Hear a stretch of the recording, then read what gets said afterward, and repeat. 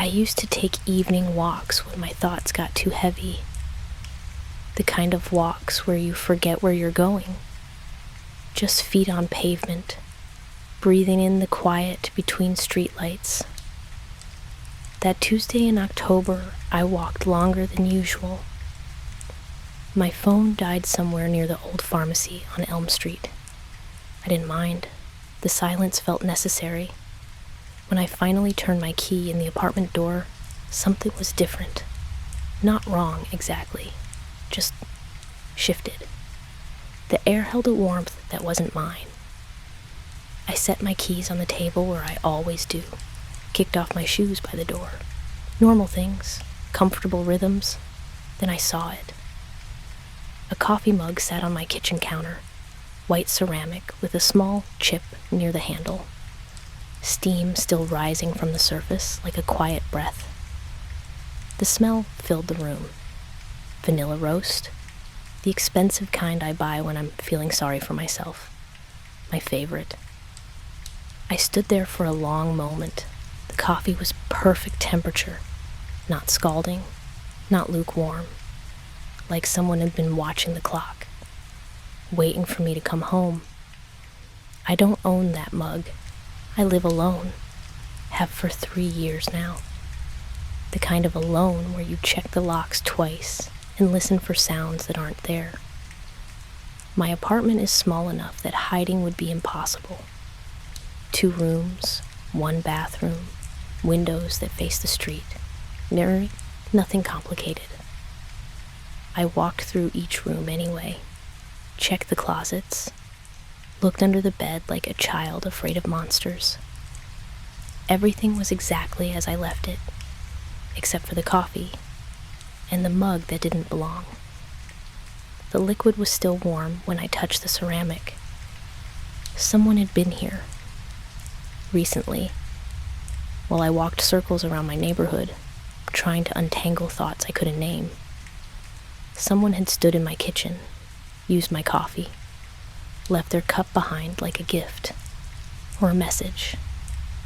I should have called someone, should have checked the windows, the fire escape, the door frame for scratches. Instead, I did something stranger. I lifted the mug to my lips and drank. The coffee tasted familiar, comforting, like coming home to something I had forgotten I missed. That night I dreamed about hands I couldn't see. They moved through my apartment like they belonged there, opening cabinets, touching books, leaving no trace except warmth in the spaces they'd been. When I woke, the mug was gone, washed and dried and put away somewhere I couldn't find. But the smell lingered, vanilla and something sweeter, something that made my chest tight with a memory I couldn't quite reach. The next morning, I made my own coffee, used my regular mug, the blue one with the university logo, sat at my small table and tried to convince myself it had been a dream. Coffee mugs don't appear. Strangers don't have keys. My locks work fine. Then I saw the note, yellow and small, stuck to the counter where the mug had been. The adhesive was fresh, the paper clean, written in careful handwriting that looked almost like mine, but not quite. Sorry, I'll do better. My hands shook as I read it again. The words were simple, apologetic, but they carried weight I didn't understand, like someone was continuing a conversation I'd never started. I compared the handwriting to my own. The letters slanted the same way. The E's were closed circles, just like mine, but something felt rehearsed about it, too careful, like someone had practiced writing in my voice. The note stayed on my counter for days. I couldn't bring myself to throw it away.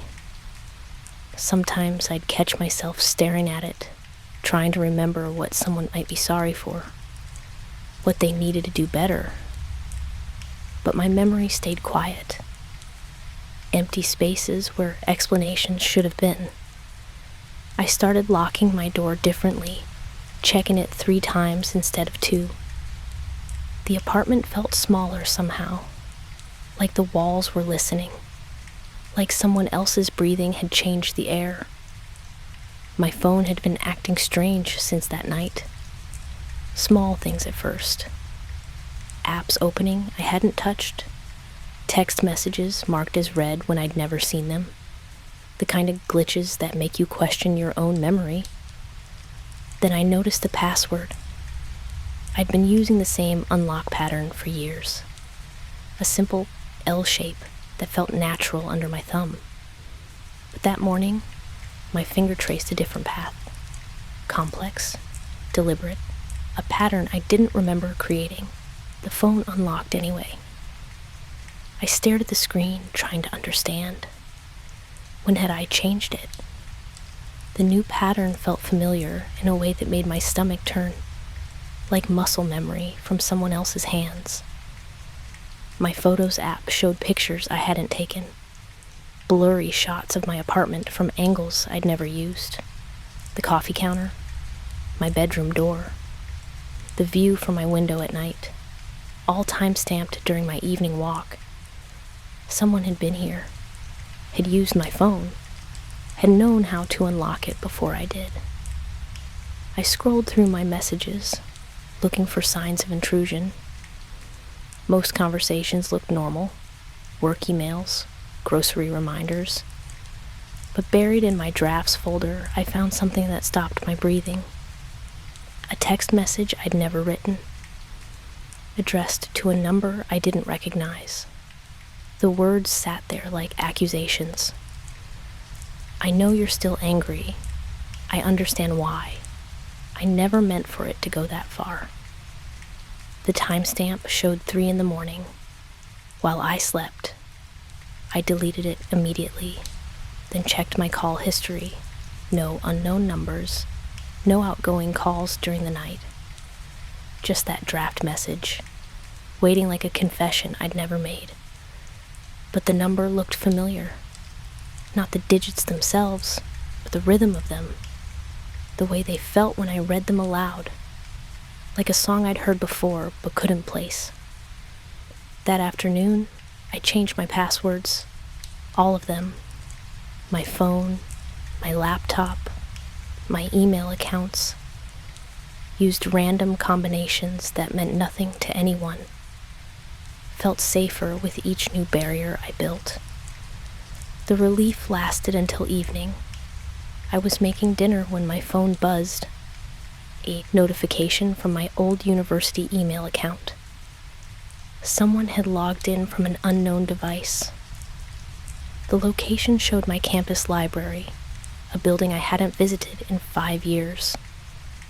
My hands trembled as I checked the account.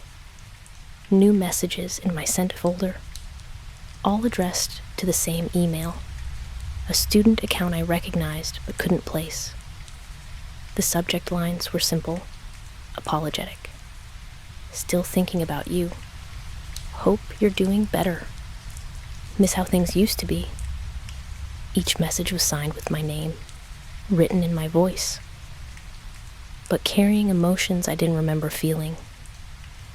I tried to access the account they were sent to, password protected, security questions I couldn't answer. But the profile picture was visible in the preview. A girl with dark hair and familiar eyes. Someone I should remember but didn't. The photo was recent, taken in a place that looked like my neighborhood.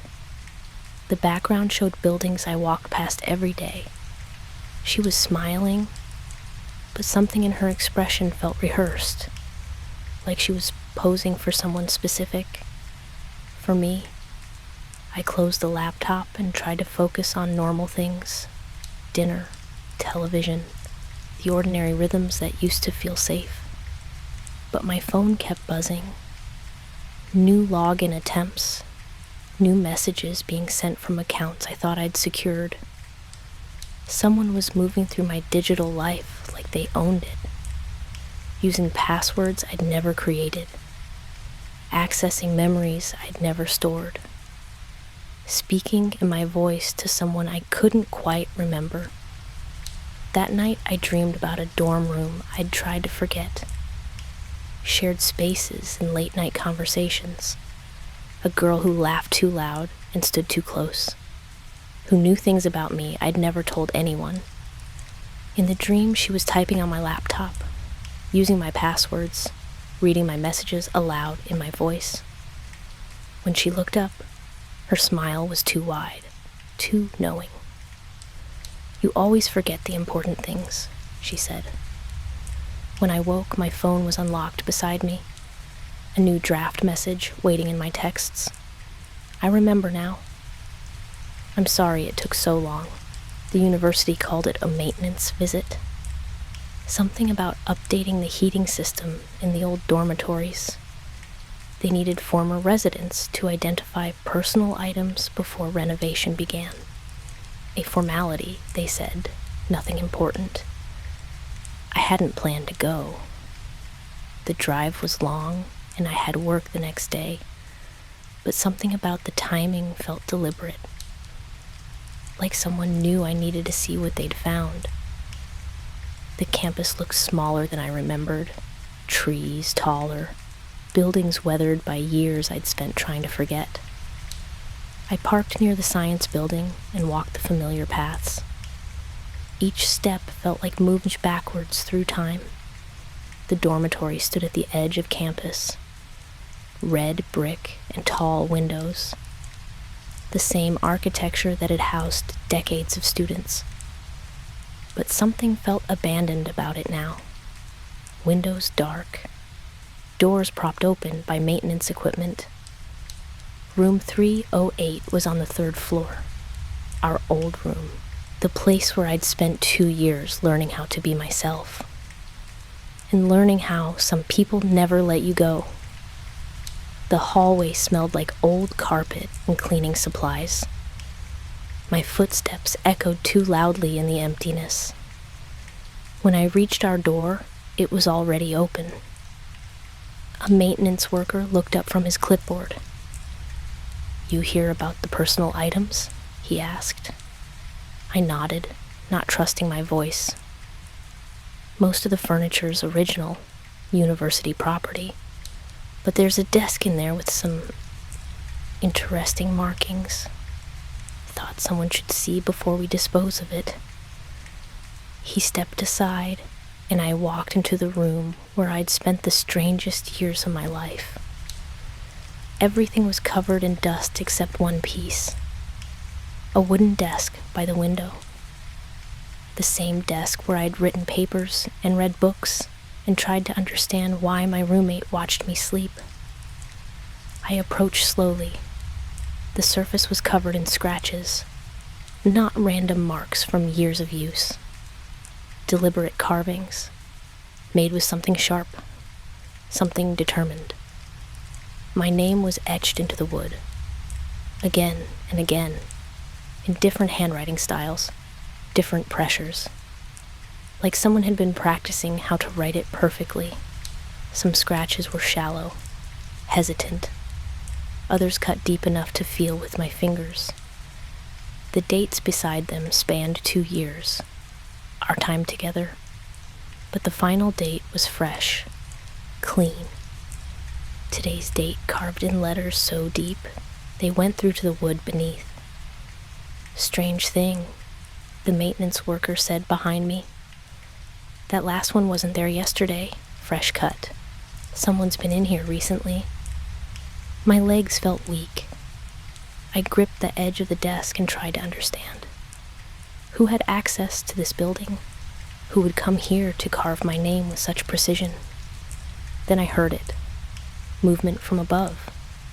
Footsteps on the floor that shouldn't exist. "What's upstairs?" I whispered. The worker frowned. "Nothing. That floor's been condemned for 3 years. Structural damage. Nobody goes up there." But someone was walking. Slow, deliberate steps directly overhead. Back and forth across the ceiling like someone pacing or waiting. I looked up at the plaster. Old water stains had formed patterns that looked almost like faces. One stain, directly above the desk, had features I recognized. Eyes too wide, smile too knowing. The footsteps stopped. In the silence that followed, I heard something else. Faint but unmistakable. Someone humming. A melody I knew but couldn't place. The tune drifted down through the ceiling, like a lullaby meant just for me. "You hear that?" I asked. The worker tilted his head, listening. "Hear what?" The humming continued, soft and familiar, like someone trying to comfort a child afraid of the dark. But underneath the melody, I caught something else. Words whispered so quietly, they might have been imagined. "I'm sorry. I'm sorry. I'm sorry." Over and over, in rhythm with the tune. I backed away from the desk, away from my name carved in desperate repetition, away from the humming that knew my fears. But as I reached the doorway, I felt compelled to look back. There, in the dust on the floor beside the desk, were fresh footprints, small, familiar, leading from the window to where I'd been standing. Someone had been in this room recently, had carved that final date, had stood exactly where I was standing now. The footsteps above started again, moving toward what sounded like stairs, coming down. I didn't wait to see who would appear. I ran down the hallway, past the maintenance workers' confused calls, past the memories I'd tried so hard to leave behind. But as I reached my car, I couldn't shake the feeling that something had followed me, that the humming hadn't stopped, that someone was still carving my name into surfaces I couldn't see. I found the voice recorder app by accident, buried deep in my phone, hidden between applications I'd never used.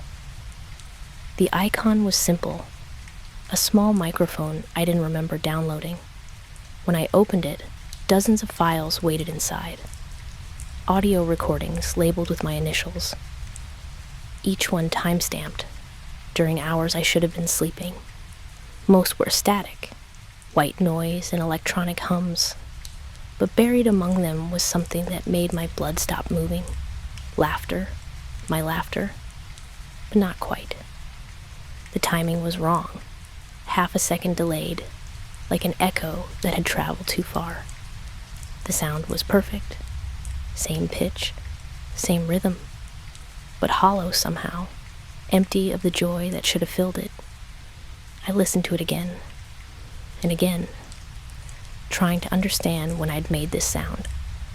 The metadata said it was recorded last Tuesday, 3 a.m, while I slept. But I hadn't laughed in weeks, maybe months. There was nothing funny about my life lately, nothing that would draw that sound from my throat, especially not in the middle of the night.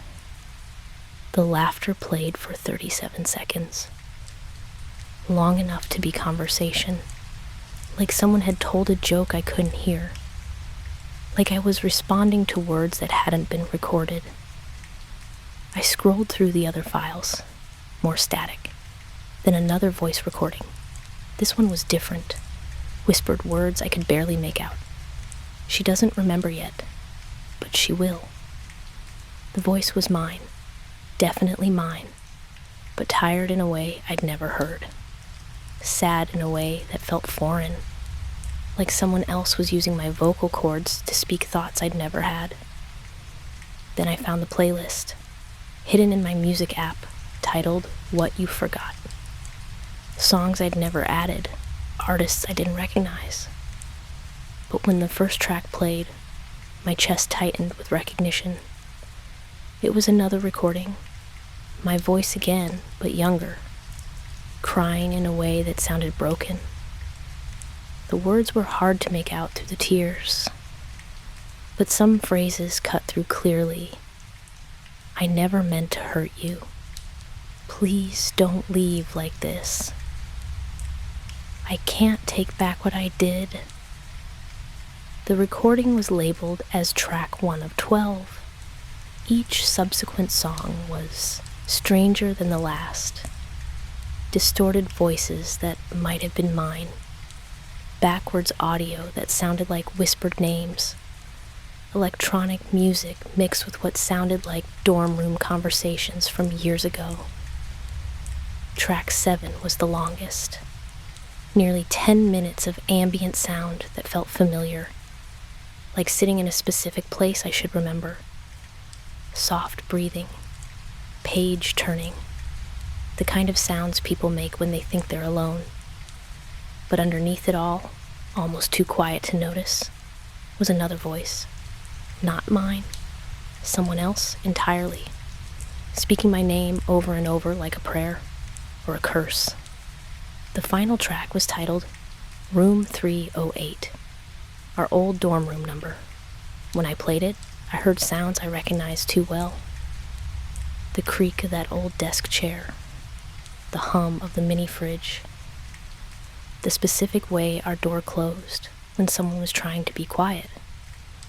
And then, clear as daylight, I heard my own voice saying words I didn't remember speaking. I wish you would just disappear. The recording ended there, but in the silence that followed, I heard something else. Someone breathing. Someone who had been listening to every track. Someone who knew exactly what each recording meant.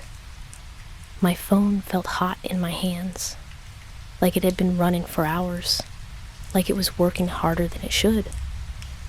Processing information I hadn't asked it to process. I tried to delete the app, tried to remove the recordings, but every time I pressed delete, new files appeared. Fresh recordings made while I slept. My voice saying things I'd never said, laughing at jokes I'd never heard. That night, I put my phone in another room, turned it off completely, buried it under pillows so no sound could reach the microphone. But in the morning, there were 17 new recordings, each one time-stamped during the night, each one featuring my voice having conversations with someone who never spoke back, someone who was always listening, always there, always waiting for me to remember what I'd tried so hard to forget. The package arrived on a Thursday morning. No return address. No delivery company logo. Just my name written in careful handwriting on brown paper, wrapped tight around something rectangular. I almost threw it away. Almost convinced myself it was a mistake. But the handwriting looked familiar.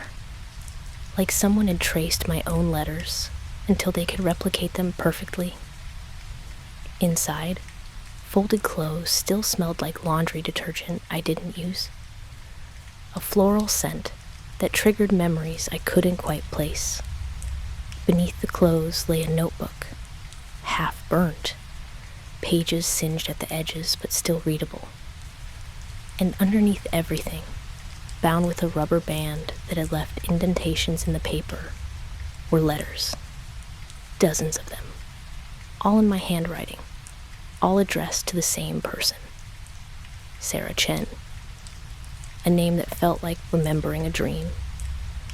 I unfolded the first letter with hands that wouldn't stay steady. The paper was expensive. Cream-colored. The kind I'd never bought for myself. But the words were definitely mine, written in the careful script I use for important things. Dear Sarah, I'm sorry about what happened in the library. I know you were just trying to help. I don't know why I reacted that way. I read it 3 times before the meaning settled. I had no memory of writing these words, no memory of a library incident. No memory of Sarah Chen needing to help with anything. The next letter was longer, more desperate. I can't stop thinking about the way you looked at me, like I was something dangerous. Maybe I am. Maybe that's why I can't remember what I did. Each letter felt like reading someone else's confessions, someone who shared my handwriting, but not my memories, someone who had done things I couldn't recall, hurt someone in ways I didn't understand. I keep finding your things in my room, your books, your clothes. I don't remember you leaving them there, but they smell like you, and that makes everything worse. The date spanned 2 years, our college years, letters I apparently wrote but never sent, apologies for incidents I couldn't remember, references to a relationship that felt like fiction. But the final letter was different, recent. The paper was fresh, the ink still sharp, written in my current handwriting, with my current pen. Sarah, I know you're reading this. I know you kept all the others. I'm ready to remember now. I'm ready to face what I did, but I need you to help me. I need you to show me how to find my way back. I hadn't written this letter. I was certain, but the handwriting analysis would prove otherwise. Every letter was identical to my own. Every word choice matched my voice. Even the way I signed my name at the bottom was perfect. Someone had access to my thoughts, my writing style, my deepest patterns of expression. Someone who knew how I apologized, how I confessed, how I begged for forgiveness. I searched for Sarah Chen online, social media profiles that looked familiar but felt foreign, pictures of a girl with dark hair and knowing eyes. Someone who appeared in photos with groups I should recognize, at events I should remember. In one picture, she was standing in front of our old dormitory, wearing a jacket I remembered buying but never owning, smiling at whoever held the camera. The caption read, "Miss this place, miss the complicated friendships, miss feeling understood." The comments below were from people I'd known in college, friends who had apparently stayed in touch with her, friends who mentioned my name in ways that suggested I'd been important, influential, possibly harmful. "You're so much happier without all that drama," one comment read. "Can't believe how long you put up with that situation," said another. "Some people never learn how to love properly," added a third. They were talking about me, about things I'd done, a version of myself I couldn't access. That night, I tried to write a letter of my own to Sarah, to myself, to whoever was collecting my apologies. But every time I put pen to paper, my handwriting looked wrong, forced, like I was trying to imitate someone else's style. Someone who knew exactly how guilty I should feel. Someone who remembered what I had forgotten. Someone who was waiting for me to become the person who had written all those letters. The person who had something terrible to apologize for. Mirrors had become unreliable. Not broken exactly, just delayed. Like the surface was taking an extra moment to decide what it should show. I first noticed it while brushing my teeth. A slight lag between my movements and my reflection. Nothing dramatic, half a second at most, the kind of thing you'd blame on tiredness or stress. But the delay was getting longer. That Tuesday morning, I stood in my bathroom, holding a toothbrush that trembled in my hand. In the mirror, my reflection held nothing at all. She was smiling. I wasn't. I lowered my hand. She kept hers raised. For 3 full seconds, we moved independently, 2 different people wearing the same face. Then she mouthed words I couldn't hear. "I forgive you." The connection snapped back. My reflection caught up with reality, but the smile lingered longer than it should have. Like someone had forgotten to stop performing. I started avoiding mirrors after that, kept my eyes down in public bathrooms, showered with my back turned, used my phone's camera when I needed to check my appearance. But reflective surfaces were everywhere. Windows, puddles, the black screen of my television. Each one showed the same slight delay, the same knowing smile, the same sense that someone else was deciding what I should look like. The worst was the full-length mirror in my bedroom, the one I'd bought years ago because I liked how it made the room feel bigger. Now it felt like a window into someone else's life. Late at night, I'd catch movement in my peripheral vision, turn to see myself wearing clothes I'd never owned, shirts in colors I didn't like, dresses I'd given away years ago. The reflection would adjust quickly, correcting itself, but not before I saw who she wanted to be. On Thursday, the lag lasted almost a minute. I was getting ready for work, standing in front of the mirror in my usual black sweater. But my reflection wore something different. A blue shirt with small flowers. Cotton fabric that looked soft and worn. Something familiar in a way that made my chest ache. She was brushing her hair with slow, careful strokes, taking time with each section, the way someone does when they're getting ready for someone special, when they want to look perfect. I raised my hand to touch the glass. She didn't mirror the movement. Instead, she looked directly at me, made eye contact through the reflection. Her expression was patient, understanding, like a teacher waiting for a slow student to comprehend. Then she spoke, not mouthed, actually spoke with sound that came from behind the glass. "You always looked better in my clothes." The voice was mine, but gentler, sadder, like she was remembering something beautiful that had been lost. I stumbled backward, away from the mirror, away from the woman who wore my face, but not my memories. When I looked again, my reflection had returned to normal. Black sweater, frightened expression, hands shaking like leaves. But on my bed, where there had been nothing moments before, lay a blue shirt with small flowers, real fabric, real scent. The smell of laundry detergent I didn't recognize but somehow missed. I picked it up with careful fingers. The material was soft, well worn, loved.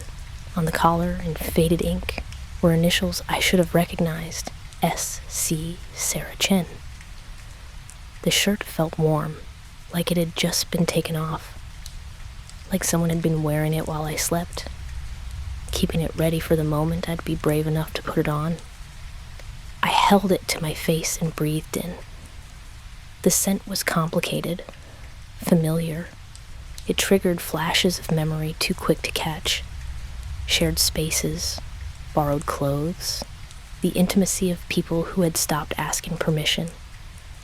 In the mirror behind me, my reflection was smiling again. But this time, I was smiling too. The same expression, the same timing. Like we'd finally remembered how to be the same person. But the recognition felt dangerous, like surrendering to something I'd fought to escape.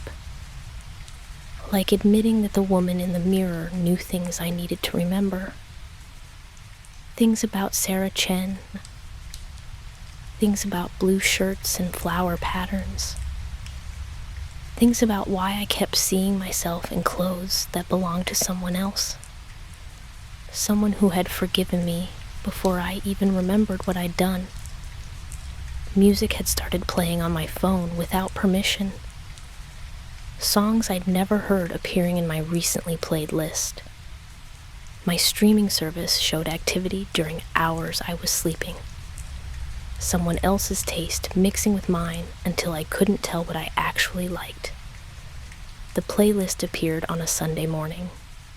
13 tracks titled, "What You Forgot." created by an account I didn't recognize, but somehow felt familiar.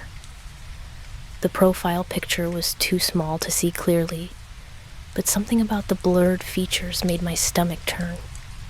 I almost deleted it without listening, almost convinced myself it was spam. But the first song title stopped me cold. Dorm Room Confessions, Voice, Memo 001. When I pressed play, I heard my own voice, younger, uncertain, speaking in whispers like someone afraid of being overheard.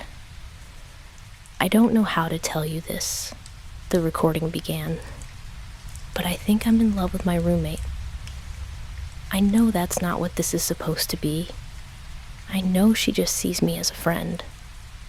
But the way she looks at me sometimes, I'd never made this recording, never spoken these words, but the voice was undeniably mine. Same inflection, same nervous laugh, same way of trailing off when emotions got too heavy.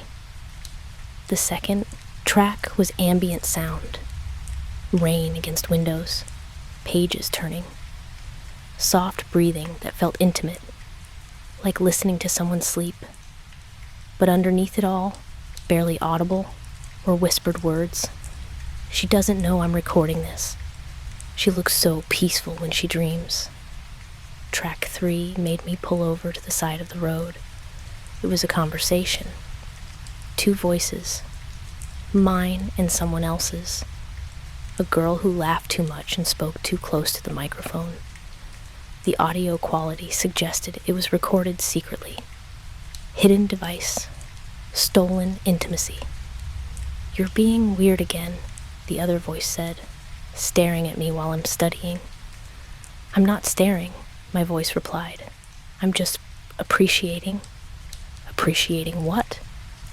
How you exist, how you take up space, how you make everything feel possible. The conversation continued for 6 minutes. Flirtation disguised as friendship, obsession masked as affection, my voice saying things that felt too intense, too much, the other voice responding with patience that sounded forced. By track 7, the recordings had changed. My voice alone again, but different, darker, speaking to someone who wasn't there. "I know you think I'm too much. I see how you look at me now, like I'm something that might break, or something that might break you." Track 9 was the worst, my voice crying in a way that sounded broken, desperate apologies mixed with accusations. "You led me on," I heard myself say. "You made me think this was real. You can't just take it back now." The playlist painted a picture I didn't recognize, a version of myself I'd never been. Someone obsessive, possessive, unable to understand boundaries or accept rejection. But the final track was different, recent, recorded with technology that sounded current. My voice, but older, more careful. "Sarah, I know you made this playlist. I know you've been watching me remember. I understand now why you kept these recordings, why you needed proof of what I was like."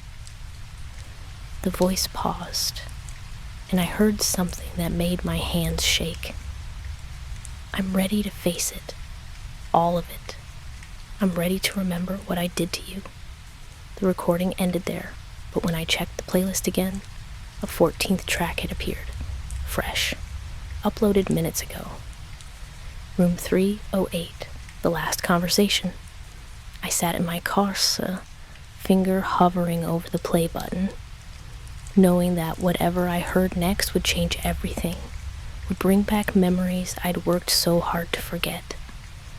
The audio began with a door closing, footsteps on linoleum, then my voice, cold in a way I'd never heard. "We need to talk." And Sarah's voice, small and frightened. "I was hoping you'd forgotten." "I don't forget anything," my voice replied, "especially not things that matter this much." What followed was 23 minutes of conversation I didn't remember having. A confrontation I'd apparently erased from my own memory. Words that explained why Sarah Chen had disappeared from my life. Why her things were still in my room. Why she'd never stopped apologizing for something that wasn't her fault. By the end of the recording, I understood why she'd been watching me. Why she'd been leaving traces. Why she needed me to remember. She'd been trying to help me face the truth about what I'd done. About who I'd been. About why she'd had to disappear to stay safe. The playlist wasn't a gift. It was evidence. And I was finally ready to listen. I'd kept the same journal for 5 years.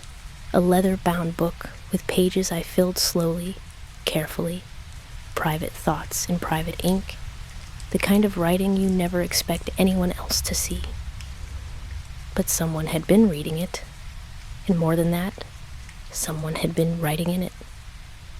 The entry started small, single words in margins, comments that looked like my handwriting but felt foreign. Someone had been responding to my thoughts, having conversations with my diary. Next to an entry about feeling lonely, someone had written, "You were never alone. I was always listening." Beside a paragraph about missing college, there was a note. "You missed the wrong things. You missed the control." The handwriting was perfect. Every letter matched my own. Same slant, same pressure. Same little flourishes I'd developed over years of writing, but the thoughts weren't mine.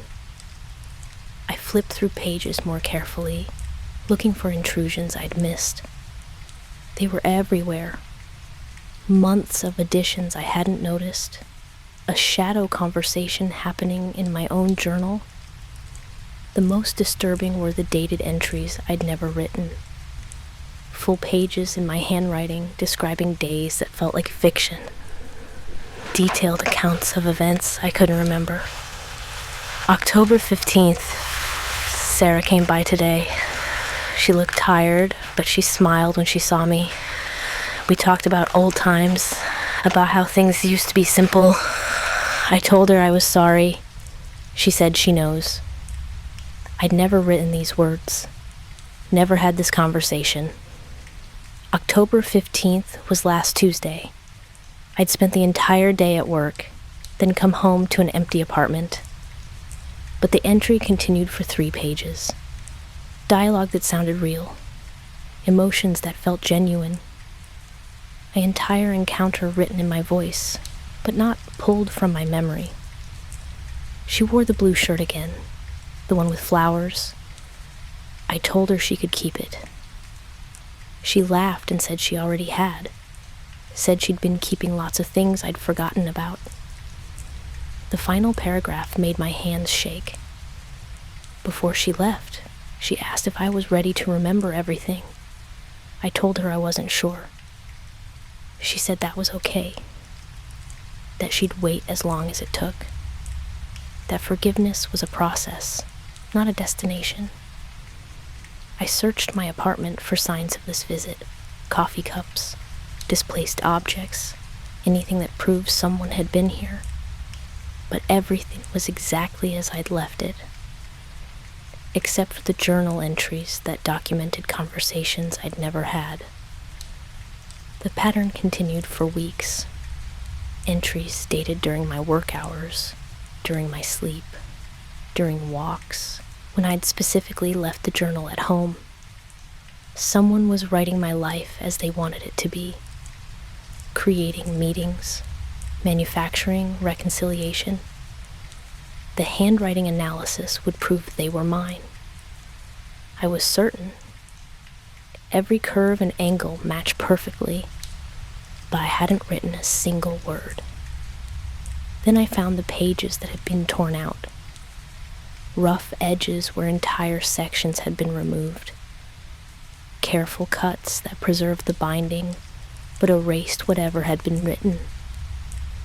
The missing pages created gaps in my timeline, holes in my recorded history, What had I written that needed to be hidden? What thoughts were too dangerous to leave behind? I held the journal up to the light, looking for impressions left by my pen. Faint traces of words pressed through to underlying pages. Most were too light to read, but some phrases emerged. I can't stop watching her. She doesn't know I took her key. This has to stop before someone gets hurt. The impressions told a different story than the neat entries. Messier handwriting, urgent thoughts, the kind of writing you do when emotions override caution. But someone had carefully removed these pages, replaced them with sanitized versions. Conversations that never happened. Apologies that had never been made. Someone was editing my history, creating a narrative where I was healing, where Sarah and I were finding peace, where the past could be rewritten with enough careful attention. The final entry was dated today, written in my handwriting while I slept. She says tomorrow we'll remember together. She says the forgetting when necessary, but now it's time. I'm scared, but I trust her. I've always trusted her, even when I shouldn't have. Below it, in different ink but identical handwriting, some memories are too important to lose. Some apologies need to be heard. Some forgiveness can only happen when both people remember what really needs to be forgiven. I closed the journal and tried to understand. Someone was living my life in written form, creating conversations I needed, building bridges I'd burned, preparing me for a confrontation I wasn't ready to face. Tomorrow, according to my own handwriting, I would remember everything, whether I wanted to or not. I'd bought the camera on impulse. Something about the instant gratification appealed to me. The way you could capture a moment and hold it immediately. No digital processing, no waiting. Just point, click, and watch the image emerge. The park was perfect that afternoon. Golden light filtering through leaves. Empty benches waiting for stories. I wanted to practice with the camera before the light changed. Learn how the exposure worked, how the colors developed. I chose a simple subject, a wooden bench under an old oak tree. Nothing complicated, just clean lines and soft shadows. The kind of shot that would help me understand the camera's personality. The viewfinder showed exactly what I expected. Empty bench, dappled light, autumn colors that looked warm even in the small frame. I pressed the shutter, heard the mechanical whir of the camera working, watched the photo slide out like a small white tongue. Polaroids develop slowly. The image emerges gradually, like memory returning. I shook it gently and waited for the chemicals to do their work. The bench appeared first, then the tree, then the shadows that made everything feel alive. Then I saw her. Sitting on the bench I'd photographed empty, wearing a dress I recognized but couldn't place. Dark hair catching light in a way that made her look almost transparent, like she was made of the same golden air that surrounded her. But I'd been there. I'd looked through the viewfinder. The bench was empty when I took the picture. I looked up from the photo to the actual bench, still empty, still waiting, still exactly as it had been when I composed the shot. I looked back at the Polaroid. She was clearer now, more developed, smiling at the camera with an expression that felt intimate, like she knew who was taking her picture, like she'd been waiting for this moment. The timestamp on the camera showed yesterday's date. But I'd taken this photo 5 minutes ago. I'd watched it develop in my hands. I checked the camera's internal memory, Digital cameras keep metadata, information about when and where each photo was taken. But this reading made no sense. The timestamp insisted the photo was taken in 2019, October 15th, 3:47 in the afternoon, in our old college town, near the dormitory where we'd lived. But that was impossible. I'd bought this camera yesterday. I'd never used it before today. I took another photo of the same bench, watched it develop with hands that wouldn't stay steady. This time, the bench stayed empty, just wood and shadows and autumn light. But when I compared the two photos, something was wrong. The trees were different. The shadows fell at different angles, like they'd been taken in different seasons, different years. The first photo looked older somehow, faded in a way that suggested time. The colors were more muted, the contrast softer, like it had been developing for years instead of minutes. I studied her face in the image, features I should recognize but couldn't quite place. She was looking directly at the camera, directly at me, with an expression that carried too much history. Then I noticed her clothes. The dress was familiar because I'd seen it before, in my closet, hanging with clothes I'd never worn, items that appeared and disappeared like thoughts I couldn't quite catch. My phone vibrated. New text message from an unknown number. You always were good with cameras, even when you didn't mean to be. I looked around the park. Empty paths, distant joggers. No one close enough to know what I was doing. No one watching me develop impossible photographs. Another message. The timestamp is right. You took the picture in 2019. You just don't. Remember carrying the camera that day. A third, I kept the photo all this time. Thought you might want it back.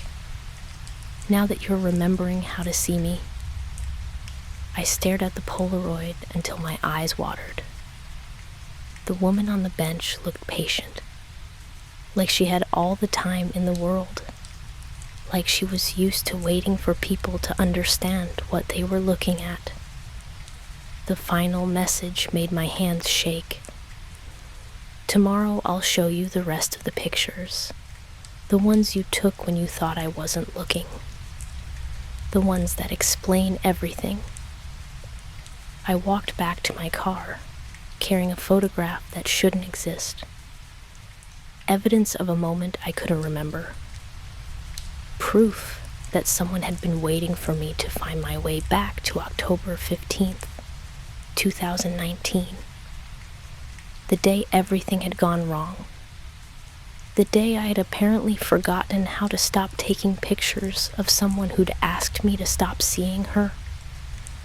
The day I'd crossed a line I'd worked so hard to forget. But the camera remembered. And now, so would I. The memories came back like water through a broken dam. Not all at once, but too fast to stop. Each piece fitting into spaces I'd kept carefully empty for years. Sarah Chen had been my roommate, my best friend, my obsession disguised as love. I remembered now why I'd forgotten, why my mind had built walls around certain years, why Sarah's name felt like remembering a dream, the dorm room, the shared bathroom, the way she'd laughed at my jokes and borrowed my clothes and made me feel like I was the most important person in her world. Until I started believing I was the only person in her world. I remembered the key I'd copied, the journal I'd read, the photographs I'd taken while she slept, the way I'd convinced myself these were acts of love instead of invasion. I remembered the night she'd tried to leave, how I'd stood in the doorway and refused to let her pass, how my voice had turned cold when she said she needed space, how I'd told her exactly what would happen if she tried to disappear. I remembered her face when she realized I meant it, when she understood that the person she'd trusted was someone else entirely.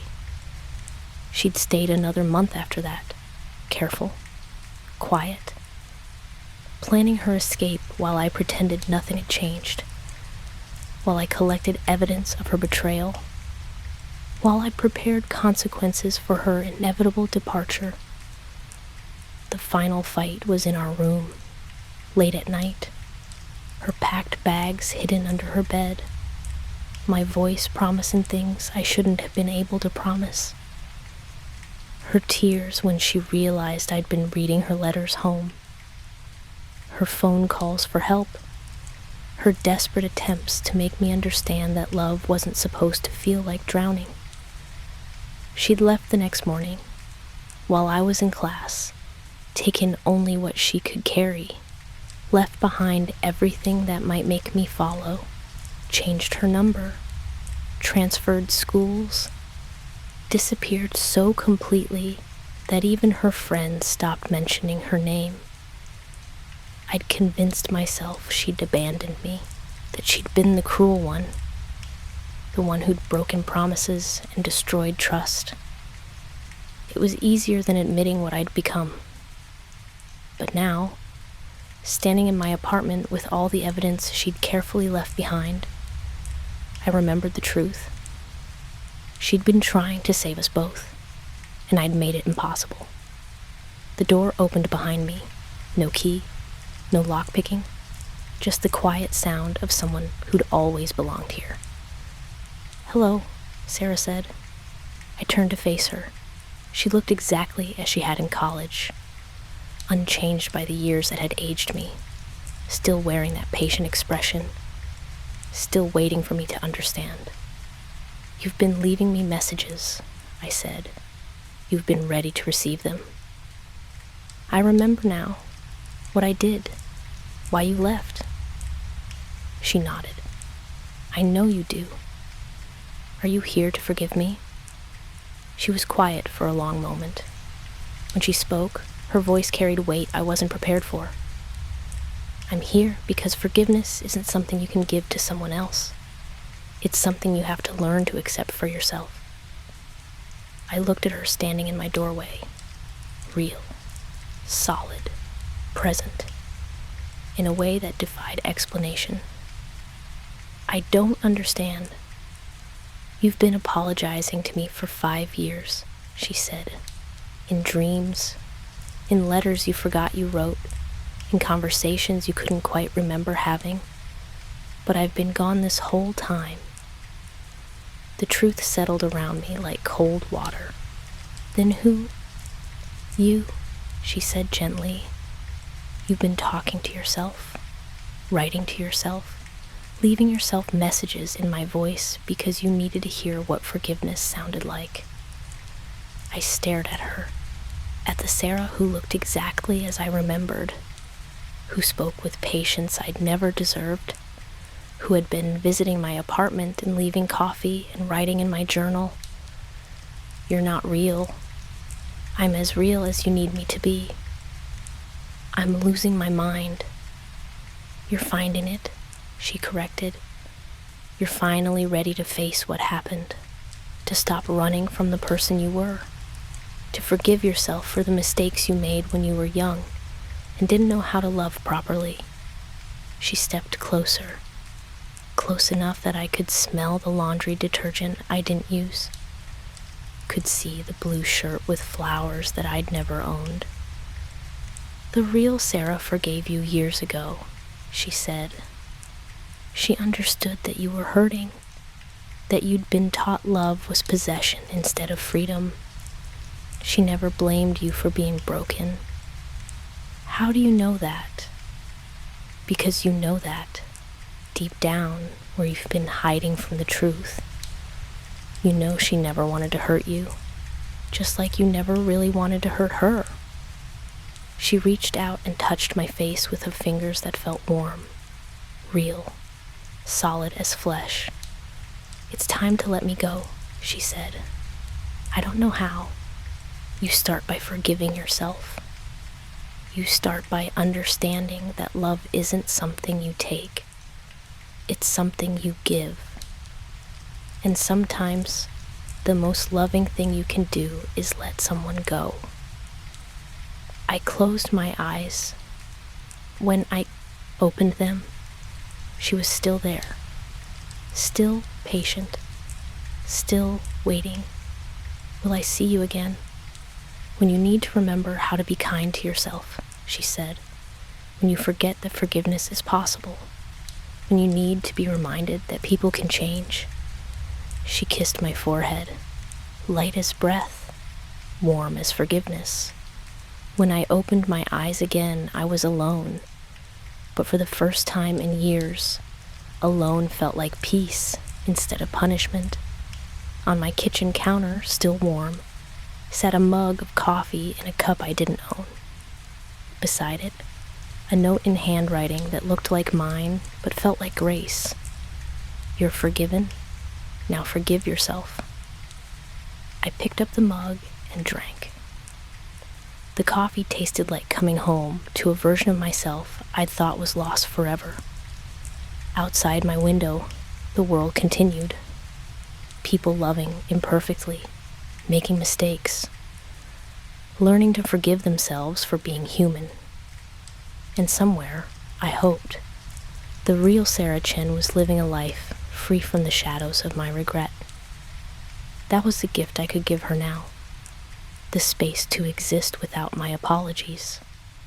The freedom to be remembered with gratitude instead of guilt. I finished the coffee and washed the mug.